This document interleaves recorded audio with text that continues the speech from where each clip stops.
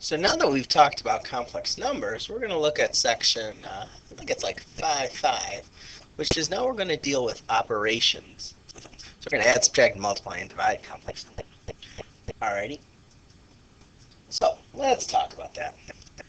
When you subtract or add or subtract two complex numbers, okay, you're going to see, well, all you got to do is think of it as like terms.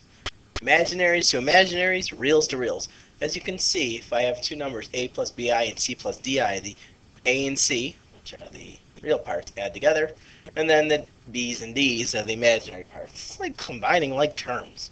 So what's nice is it's real easy.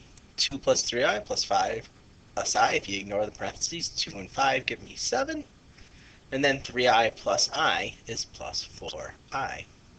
Very simple, like terms, easy peasy. 4 minus 2i and plus 3, negative 3 plus 2i. 4 and negative 3 give me positive 1. And negative 2 plus 2i is plus 0i. So sometimes we're going to write this. If you wanted an a plus bi form, you got to show it. But you notice I took two complex numbers and they became a real number, which is that. Ooh, a little bit different. They didn't put the i's in there. Just the same as before. Square root of negative 36. Well, that's square root of 36, which is 6. So this is 5 plus 6i is the first term. Well, the second term is just 3 minus negative 4. Well, sorry. Square root of 16 is 4. 4i. So that's the real problem. Yeah, a little bit extra work. Combine like terms, 5 and 3 give me a total of 8.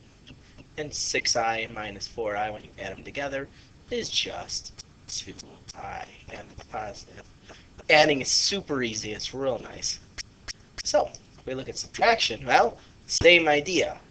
You take the real parts and subtract them, and the imaginary parts and subtract them. Here's the deal. Remember, you're always subtracting, so you're doing the opposite. If it confuses you, you can distribute if you need to. Right? So it's really 5 plus 7i plus negative 3 minus 2i. You're always taking the opposite. So 5 and negative 3, 5 minus 3 is going to be 2, and 7i minus 2i is going to be just 5i. Okay, remember, change the signs. If it makes it easy, distribute the negative. So here again, if I distribute the negative to make it easier, it's negative 8 plus 5i plus negative 5 plus 7i. So be careful. You can see it turned into massively, positive. Negative 8 and negative 5 end up being negative 13. 5i and 7i give me a total of 13, but it's positive 13i. You cannot combine these. Do not put them together. Do not. Imaginary and real do not get together. You have to keep them separated. If we look at the last one here, it's just, again, distribute the negative to make it easier on ourselves. The first term stays the same. Copy that one. Negative 4 minus 10i. So negative 3 and negative 4 give me negative 7. And negative 2i and negative 10i are negative 12i total. Alright, so there you go. Adding and subtracting, like terms. Not hard. We can do that. Right? We've talked about multiplication, believe it or not. Remember, we were doing like square root of 5, negative 5, and the square root of negative 20. Took the i's out, and then to get 100, square root of 100 is 10. But it was going to be negative 10 because we got I squared. Remember that? Well, now we're going to do it where we have both of them. When we have complex. Well, complex numbers work exactly the same way as binomials. Okay? Just remember, I squared is negative 1. That's the key. So, all you got to do is FOIL. So, we FOIL, or distribute. We have to say, what's 3 times 2? Yeah, that's my 6. The outsides. Now, 3 and I, it's just plus 3i. The insides, 2i times 2 is plus 4i. And then the last terms is going to be plus 2. Well, 2 is there. That's 2 times 1. I and I is I squared. As you can see, this is going to be a negative 1. So it's really 6 plus 3i plus 4i. And that negative 1 makes this minus 2. And then all you do is simplify it, and that's what we just did. 6 and negative 2 give me 4, and then 3i and 4i give me plus 7i. It's a big fat FOIL. If you wanted to treat these like x's, think of it the same exact way. It'd be the same as x squared, but then we have to realize that x squared is negative 1. So I'm just going to stick to i's. Right? Next one, we express the product. Multiply. 3 and 1 is 3. The outside's 3 times negative 2 is negative 6i. The insides, now that's plus 7i. And then the last terms. 7 and negative 2 are negative 14. Negative 14. I and I are I squared. Remember, that's just negative 1. I'm just going to make this positive 14. So it's really 3 minus 6i plus 7i plus 14. That's the plus. 3 and 14 give me 17. Negative 6i plus 7i, watch your sign, is plus I or 1i. 1i is okay. We like 2, but we'll take it. Alright. We can have multiple things.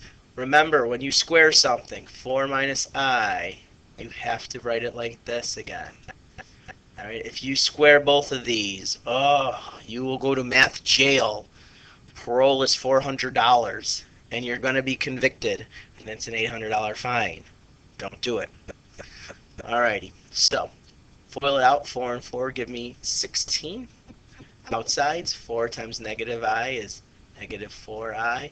Insides, 4 and negative I give me negative 4i. And then the last, negative I and negative I give me positive I squared, which is just negative 1. So 16 minus 4i minus 4i. Combine like terms, 16 and negative 1 is 15. Negative 4 and negative 4 give me negative 8i. Okay, and we're all done. Easy peasy. Except, I forgot something, didn't I? I have negative 8i squared. So I still have to deal with that, which shouldn't be too much work, right? No, that's just negative 8. What's the deal with I squared? Isn't that negative 1? Boom, positive, positive then. So it's really 8 and 15. You add them together, you get a total of 23 minus 8i. So, be careful the problem. I failed there, but we don't want you to fail. You wouldn't be successful. Alright? Now the conjugate is another thing we need to realize. The conjugate of a number has a nice little property. The conjugate is just the negative of the imaginary part. Now your calculator can tell you what the conjugate is, but it's very stupid. Go to the math menu, move it over twice into the complex menu, and then go enter. You're going to see conjugate of something. It's just stupid. Ignore it. All you got to do is take the opposite of the second time. It is just like the radicals. Now wait a minute. Just like the radicals, why is that? Why should that be? Well, think about it. What is I? It is a radical. It's a square root of negative 1. So it gets the same properties. What's the conjugate of 3 plus 4i? It's 3 minus 4i. Just like what's the conjugate of negative 2 minus I? It's negative 2 plus I. What's the conjugate of negative 12 plus 18i? It's negative 12 minus 18i. It's always the opposite of the same thing. Now it asks you to multiply these. Well, I'm going to show 2 of them to see. 3 plus 4i and 3 minus 4i. 3 and 3 give me 9er. 4i and 3 give me plus 12i. Negative 4 times 3 is negative 12i. Negative 4 and positive 4 give me negative 16. I and I are I squared. The middles just eliminated each other, and this actually is, look, well, that's positive, right? That's 25. 9 and 16 is 25. Became real. Interesting. Does it always happen? Well, let's do the second one just for kicks and giggles. So that was the conjugate. My original was negative 2 minus I. Okay. You can see how my handwriting gets a little tough. Watch out for your eyes. Make sure you can tell them apart.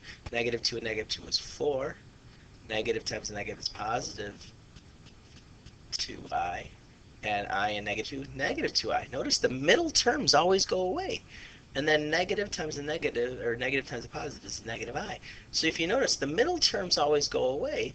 And then look, it's just 4, and this is minus negative 1. So that becomes positive, so it's 5. because remember, we're so used to factoring. Isn't the difference of squares a squared minus b squared equal to, I know it as a plus b and a minus b? Well, what we're doing is we're just saying, hey, what do I multiply this so that I get that? So we're always picking that one, which is the conjugate.